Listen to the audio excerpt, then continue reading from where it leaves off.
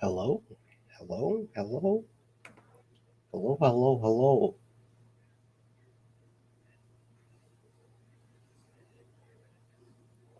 Okay, let me just test how I sound. If it will load.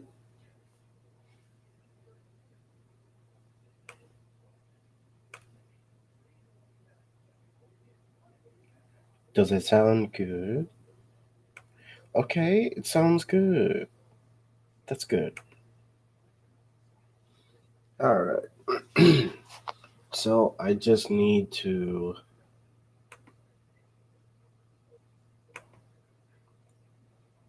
Alright, cool. So let me go into DMs and check Isaiah's mangaka.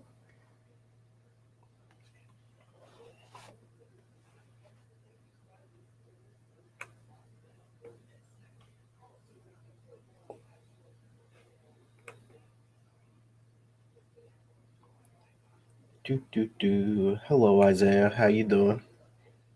Speaking of the guy. All right. So I need to read chapter 9 through 13.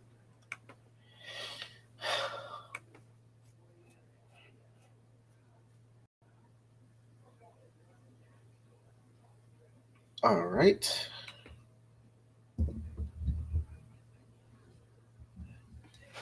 And because I'm not like streaming a video or anything, I can also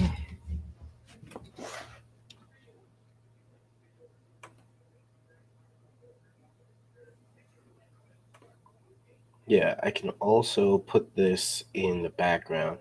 Still translating these chapters? Okay. Okay, that's good to know. That's good to know.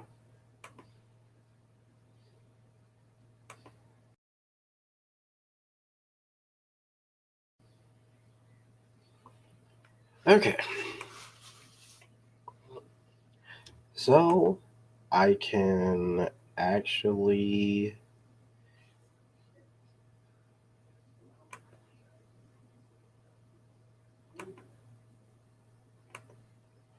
I can put this on the screen like that. Let me see how that looks on the stream. Action wise, this chapter is going to be crazy. Oh, okay. And in the process of doing this, I can also play video games in the background. This is good. This is good. I like this. Okay, so is it showing is the question?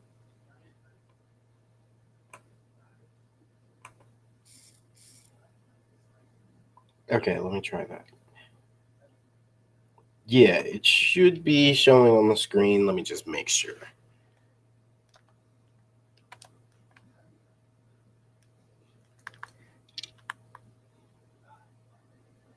Yeah, it shows. Cool. All right. Actually, can I play music in the background? I know I can. It's just I need to make sure I have the. Yeah, I actually need to share the screen in order for that music to play. Plus, it might be laggy, so it's better if I don't do that.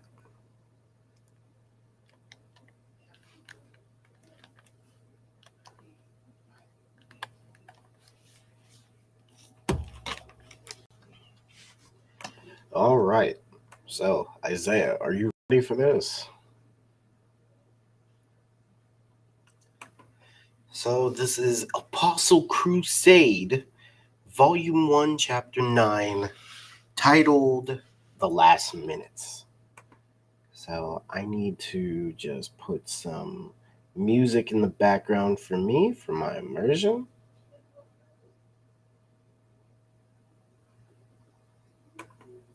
Yeah, just need to do that for my immersion.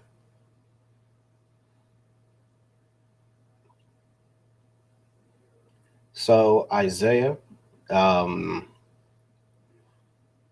if you could, I would actually like you and Yamil one day to come into. I think I'll probably do a stream, but where you and Yamil come into this, I can invite guests. So come here for a guest, and I would like a Q&A with both of you. I think that could be cool. For the people who don't know about your series, it is better to like talk about it, get yourself out there. I mean, I've been talking about you two doing that.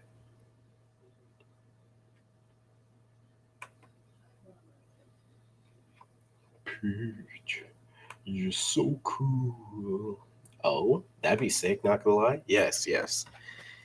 Um, but I want to do that for people, because I'm not a big YouTuber or anything, but I want to get my people out there, and you especially, Isaiah, because you're serious about this, and I know Yamil is too, but obviously he has different priorities, which is good.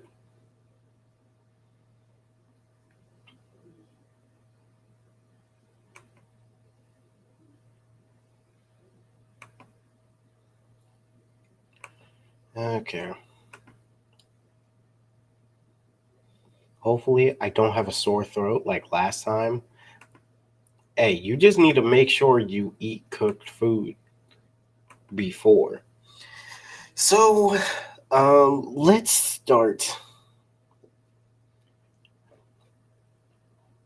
So, I was thinking about it, and it would actually be quicker if I just read the voices, but at the same time, it's better to hear every little detail, I guess. But yeah, the repentance room in the afternoon. The camera pans up to Ramiel standing tall as he coldly glares at Neander. His wings flap graciously, and his body is covered in golden aura. A drop of sweat runs down Neander's forehead as he coughs up a pool of blood, placing a hand on the hole in his chest. He looks up at Ramiel and channels purple lightning in his other hand. Suddenly, he widens his eyes in a moment of realization. Begin a flashback montage. The camera shifts to Ramiel from a few chapters earlier, engulfed in purple lightning. He firmly stands in place and spreads his arms out to protect Evergreen. Ramiel echoed voice. Hmm. Given that his lightning immediately ages people upon contact, and and the fact that it's purple in color, it seems like he has the power to accelerate time. We then color, I mean, not color, we then cut to Ramiel smiling as he sprouts his angelic wings. Ramiel, unfortunately for him, I'm unbound by the concept of end of flashback. Back to scene. Gritting his teeth, Neander dissipates his lightning. Father Neander, frustrated in his mind.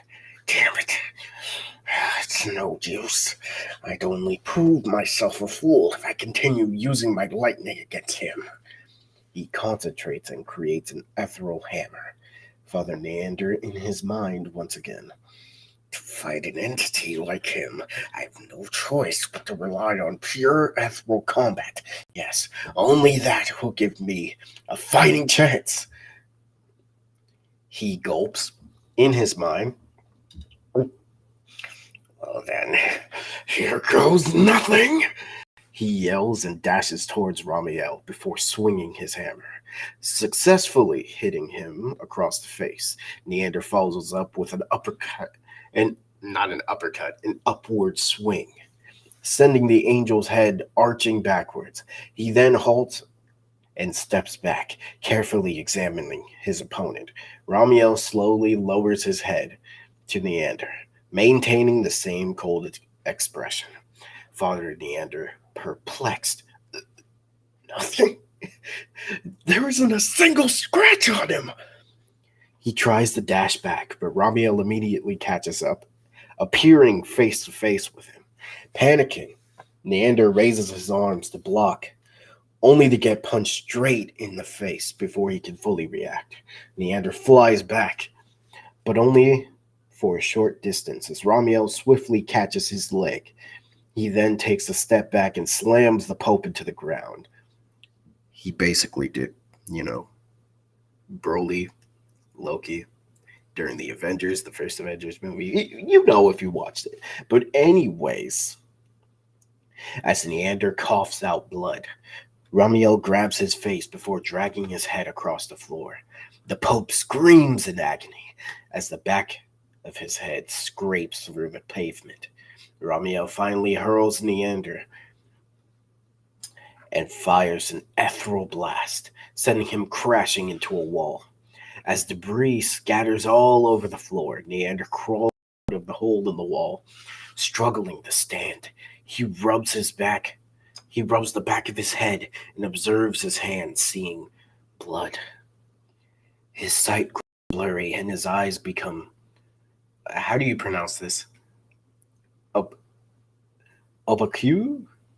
Opaque? Something is silent in that word. What is silent? How do you pronounce? Is there a certain way to pronounce it? Yamil, send your stuff.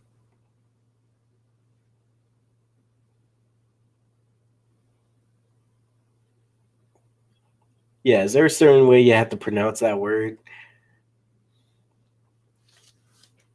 I think it's opaque. Opaque. Okay. His eyes become opaque. He then collapses to his knees and hunches over, Father Neander panting in his mind. I'm already losing it. He grits his teeth and clenches his fists in mind. No, I'm not finished yet. He forces himself up and manifests an ethereal axe. Father Neander, in his mind, we're not done here. He slowly drags his feet towards Ramiel, losing his balance. He wobbles before falling face first onto the ground, silently grunting. He gets back up and continues dragging himself towards Ramiel, who just coldly stares back. Once Neander gets close enough, he raises his axe and repeatedly swings it, only for Ramiel to casually dodge his attacks. Eventually, Ramiel catches the blade with 2 fingers and shatters the entire construct. He then punches Neander in the gut and rams his knee into the Pope's jaw, splurting blood from his mouth. Neander falls on his butt. I was going to say ass, but PG-13. Getting up once more, he wipes his lips and grits his blood stained teeth before creating an ethereal machete. Father Neander, weak but angry. You damn bastard! We cut to Blake and Tarog pressuring Astral and Squirmy with multiple punches and slashes. Blake throws an overhead punch at Squirmy, who swiftly ducks under it. A loud crack can be heard as Squirmy hunches over, holding his back in pain. Squirmy in pain. Ow, my back! Blake, excited. This is my chance! Blake attempts to hit Squirmy across the face with his knee, only for Astral to parry the incoming attack. Blake loses his balance, causing him to panic. Astral jumps over him, preparing to stab Blake's chest. However, Tarog intervenes by kicking Astral away, quickly landing on his feet. Astral carries Squirmy and jumps a few feet away from the Organ brothers to create distance. Thanks, Astral. Yeah, no problem. Remember, your body has exponentially aged, so you got to be more careful with your movements. What was that? Oh, is that what you ordered? Is it just one bag? Oh, you got it all? Yep. Oh, I'm proud of you. It's not heavy, is it? No. Okay.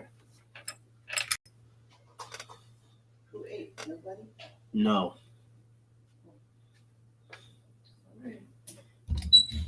Squirmy. Right. They both dash towards the Organ brother. Astral tackles Terrog. What? You got another one? Please don't break it. Here's the batteries for the remote if you can put it in. Okay, I'll do that, Mom.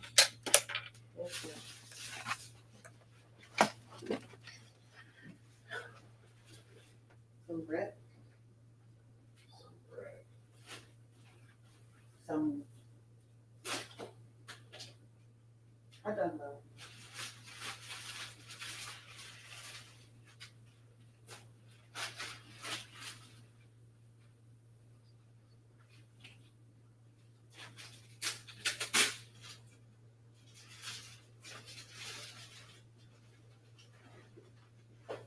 No, but I won't tell you.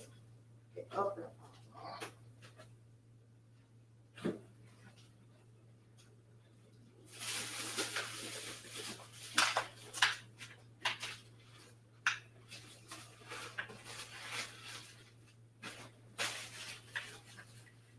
Need some fish fries?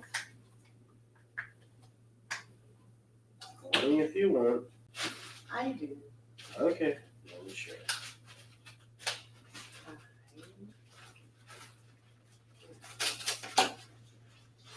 Alright, this is back, right?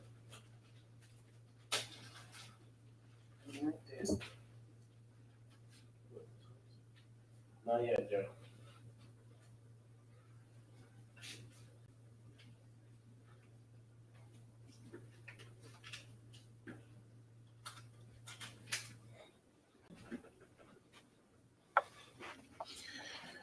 Okay.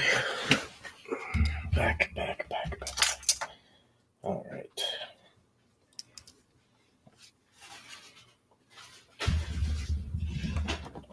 Okay, now where was I? Let's see. Oh, right. They both dash towards the Organ brothers. Astral tackles Turok, while Squirmy punches Blake. Blake responds with a punch of his own, but Squirmy catches it and rams his elbow into Blake's chest. Blake falls onto the ground, struggling to breathe.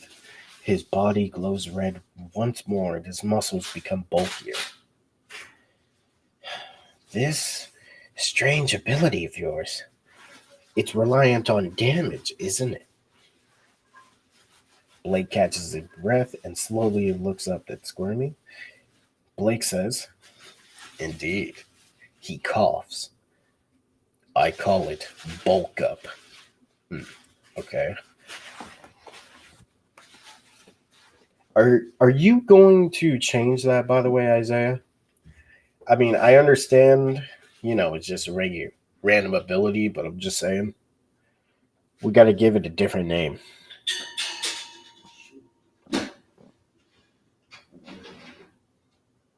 I'm only saying that because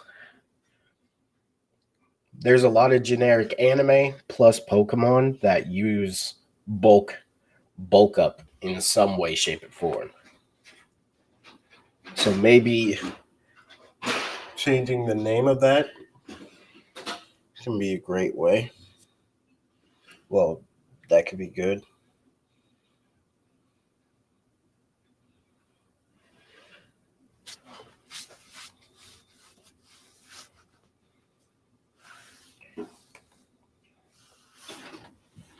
Like, you could still keep bulk, but just change a word with it, I guess.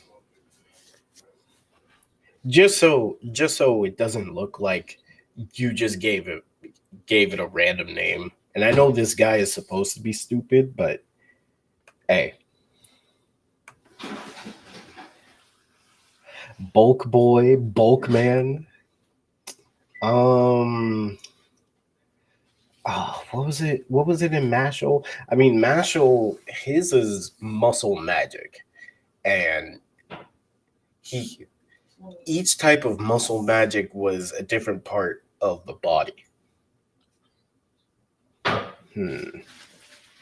And then there's my hero with muscular, but he just nah.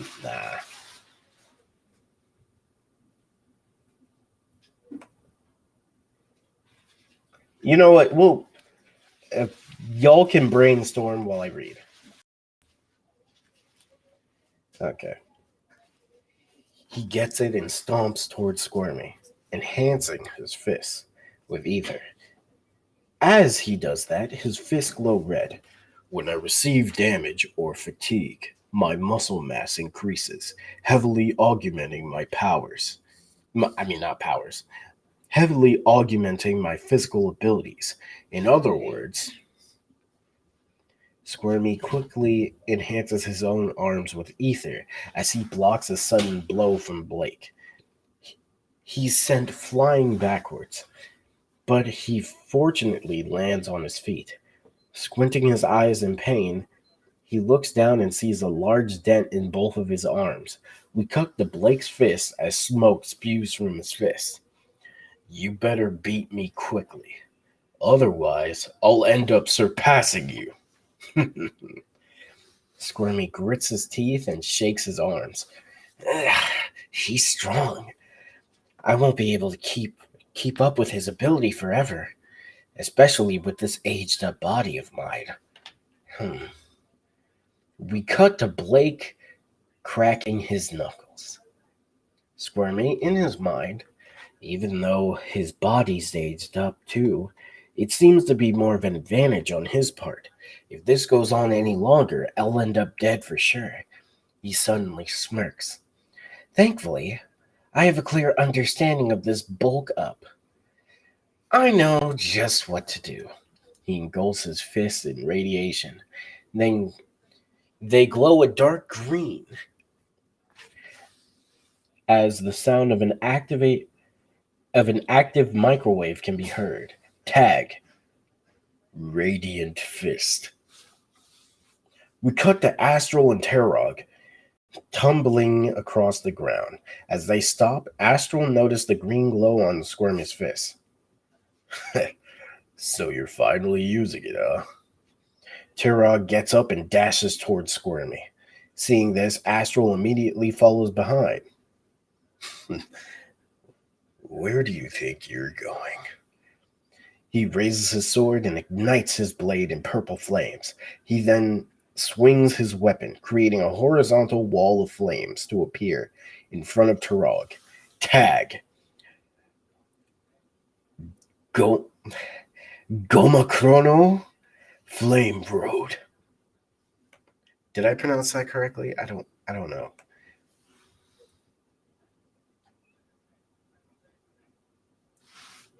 Oh, typos? Hey, it's all good. It's all good. Yeah, did I pronounce that correctly? I probably did not. No, that was perfect. Oh, hey, I'll take it. Turog's eyes widen as he continues to soar towards the flames. He quickly manifests an ethereal dome around him, before flying through the wall of flame. As he rolls across the floor, the dome immediately burns away. Turog, in his mind, he almost got me twice now. Astral appears through the flame wall. Reeling his arms back for an overhead slash, he quickly swings his blade, only for Turog to dodge. With a raise of Turog's hand, a bone spike stabs into Astral's chin before tearing through his dome. Another spike stabs straight through his face, sending him falling on his back. We cut the Squirmy, dashing towards Blake, who stares in surprise. Squirmy repeatedly punches Blake, causing Blake's skin to sizzle and buzz. As Blake screams in agony, Squirmy reels his fist back for another punch, only for Blake to catch his fist. Squinting his eyes in pain, Blake violently rams his knee into Squirmy's gut. Squirmy widens his eyes in pain and hunches over, holding in vomit. As the dazed apostle idly stands in place, Blake grabs his leg and lifts him over his head. Hooligan! He slams Squirmy into the ground. Tag. Hooligan! Power bomb! Squirmy slowly gets back up, holding his back. He swings his arms to backhand Blake, but his opponent swiftly flash steps behind him. Squirmy's eyes widen in shock as Blake slams his fist into his shoulder. Well, into his shoulders. Blake then wraps his arms around Squirmy's waist and lifts him slightly. Blake loudly, "Brother!" Terog glances towards Blake and nods before sending a bone spike towards him. Blake's Blake smirks as the spike stabs clean through both him and Squirmy, creating a large gaping hole in their abdomens. We briefly cut to Astral as the bones that stabbed him burn away into nothing. Looking looking over the Squirmy, he widens his eyes in horror. "Squirmy!" Squirmy coughs up blood as he falls over, while Blake's body grows bulkier. He grabs Squirmy's legs once more and looks up to the ceiling, displaying a devious grin. "Let's take a trip to heaven, shall we?" He yells as he hurls Squirmy into the air with such force that the apostle smashes through the roof. As Squirmy soars higher into the clouds, Blake jumps up to him and grabs him before positioning him upside down. "Finishing move." He raises one hand and fires an ethereal blast above himself, sending the two accelerating back into the church. "Oregon pile driver!" I can't scream. Like, I don't have a voice right now. The two slam into the ground with incredible force, sending multiple pieces of shattered pavement flying into the air. Tag. Finishing move. Organ pile driver. Outside the capital. Oh, not capital. Outside the chapel of contrition? Yeah. We briefly cut to the outside of the church as the terrain slightly breaks in half. The or the ocean. Oh, the ocean begins to violently sway from the shockwaves of Blake's attack. Nearby towns. Oh, yeah. At a nearby town, the ground begins to crack. The inhabitants stumble and fall, while the surrounding houses begin to break apart. Citizen 1 panicking. "Oh, what's going on?" Citizen 2 panicking. It's an earthquake." Citizen 3 looking around. "What a powerful earthquake. Is the earth falling apart?" Outer space. In the dark space, in the dark vacuum of space, the Earth vigorously vibrates. The planet's continents shift and collide into each other, causing them to shatter into several fragments. All right, let me look at the stream. What's good? What's good? Kermit voice. Kermit the Frog here. All right, we good? We good? Both of you got your snacks and everything? Gotta make sure.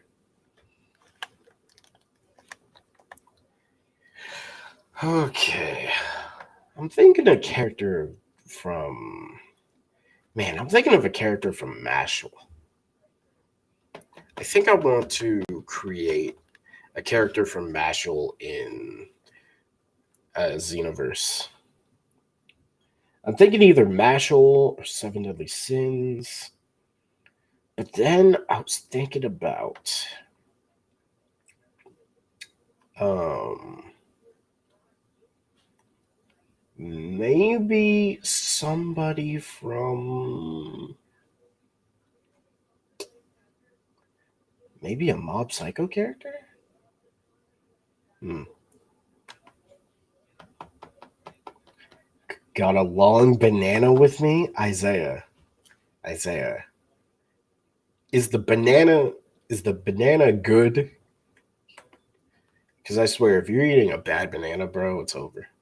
And why do you have to specify that it's long? You freaky frog.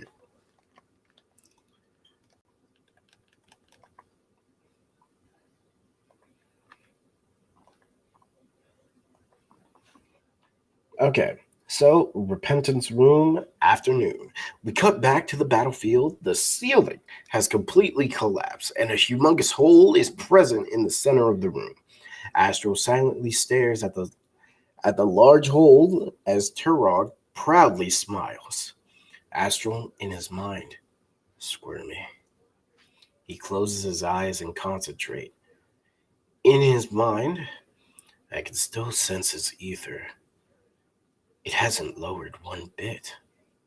He smiles and opens his eyes. No way an attack like that would kill him.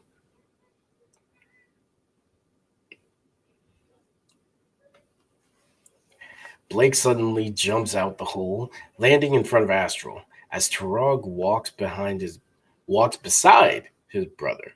They confidently stand before Astral. In response, the apostle gets up and raises his blade towards them. The two brothers smirk before dashing towards Astral, throwing several punches, kicks, and slashes at him. As Astral parries every strike, Turog flash steps behind him and swings for his waist. Astral swiftly hops over the attack, causing Turog to accidentally slash Blake. As Blake stares down at his wound, Astral then kicks them both straight in the face, sending them flying backwards. The brothers fall on their backs before getting right back up. Blake's body bulks up as he dashes towards Astral in a fit of rage, slamming him into the ground. The Ash the apostle ricochets off the ground before Blake punches him towards Turog, who slashes his back and kicks him even higher into the air. Bone spikes spring up from the ground as Blake follows Astral into the air. Grabbing the spikes, he breaks off the sharp ends and hurls them towards Astral like a pair of javelins. The sharp ends stab through Astral's hands and pin him to the ground. Blake then raises his left fist, proceeding to enhance it with ether. Blake loudly, Oregon, left hook! A beam in the shape of a fist slams into Astral's gut, shattering the ground underneath him. Tag, Oregon, left hook. The camera briefly shifts to a low angle shot as Astral lies inside of a crater. Blake, still in the air, clenches his hand together before slamming them onto Astral's chest, causing the crater to grow larger. He then jumps back and lands, turning to him. Blake smirks and confident. We got him. He turns back to Astral. Told ya, our teamwork is unparalleled. The bone spike pinning Astral's hand combusts before burning away. He quickly gets up, surprising Blake. As Astral bolts towards him, he throws a punch only for the apostle to jump over it and land on his head. Why, you little... He violently claps his hands over his head to attack Astral, only to get his belly sliced open. Stumbling towards Turog, he forces his intestines back into his stomach and bulks up. Damn, this guy's pretty tough. Shall we perform it then, brother? Per- Perform what? He ponders for a sec before widening his eyes in realization. Wait, what would he be talking about? Oh, yeah, let's do it, brother. Astral raises a brow in confusion as the two brothers raise their arms. As they utilize the ether enhancement technique, their arms and the entire room glow a bright red. Astral widens his eyes in shock as massive gust of wind encompasses the battlefield. Okay, let me look at the chat. Anything new? Got a log banana with me. It's delicious. Oh yeah, I'll get your stuff next. You know. Oregon Brotherhood. They swing their arms, a giant beam of red ether towards Astral. You know what? I'm imagining this is like a Cell moment. Right when you hear Oregon Brotherhood, you just hear Astral be like, do you guys say anything other than Oregon for your attacks? Then right after he says attacks, you hear genocidal destruction. Astral quickly raises his sword and blocks. He raises his sword to block as the beam fully engulfs him. Outside of the chapel, the beam proceeds to smash through the church walls and travel outside, dwarfing entire mountains inside. Tag: Oregon Brotherhood, genocidal destruction. The repentance room in the afternoon. God. Well, guys, Yeah. I got some bad news. That we put some stuff on.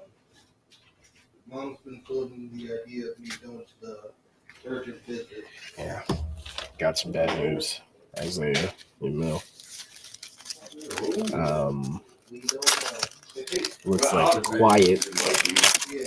quiet is gonna be leaving soon, so I will sadly have to leave. But where do we stop?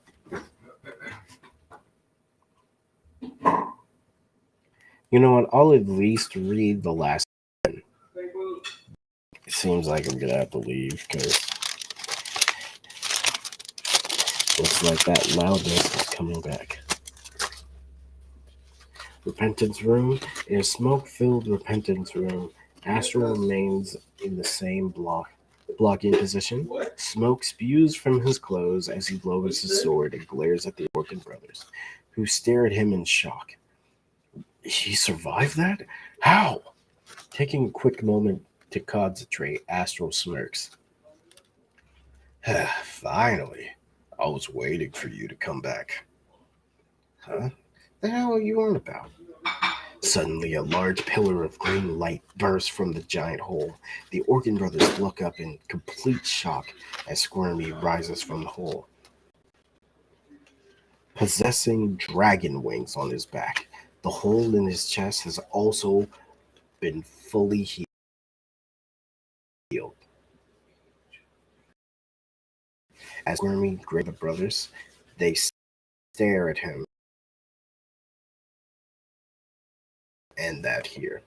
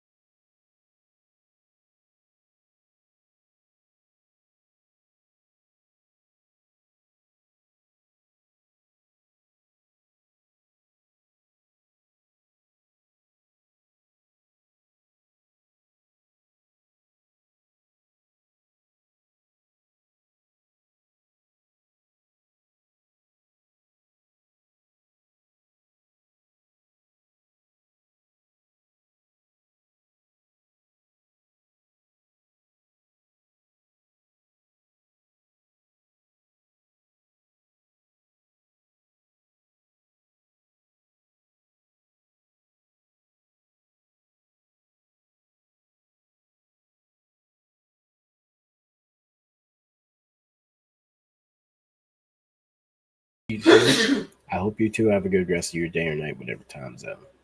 All right. I'm probably gonna stream tomorrow, like usual stream. It's just until this strike fades away fully, I'm not taking any chances. That's just